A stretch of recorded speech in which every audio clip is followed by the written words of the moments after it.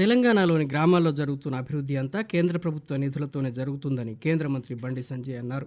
కేంద్రం నుంచి ఒక్కో గ్రామానికి ఎన్ని నిధులు వచ్చాయో సమగ్ర సమాచారాన్ని అందజేస్తామని, గ్రామాల్లో కరపత్రాలు పంపిణీ చేయడంతో పాటు ఫ్లెక్స్ బ్యానర్లు కూడా ఏర్పాటు చేస్తామని చెప్పారు. రాజన్న సిరిసిల్ల జిల్లా సిరిసిల్ల పట్టణంలో జరిగిన బీజేపీ నాయకులు కార్యకర్తల సమావేశంలో ఆయన మాట్లాడారు. రాష్ట్ర ప్రభుత్వం విద్యా కమిషన్ ముసుగులో విద్యా వ్యవస్థను అర్బన్ నక్సల్స్కు అప్పగించిందని ఆరోపించారు. హైదరాబాద్ సెంట్రల్ యూనివర్సిటీకి చెందిన 400 ఎకరాల భూమిని ప్రభుత్వం వేలం వేసి కాంట్రాక్టర్ల నుంచి 20% కమిషన్ తీసుకుంటోందని విమర్శించారు.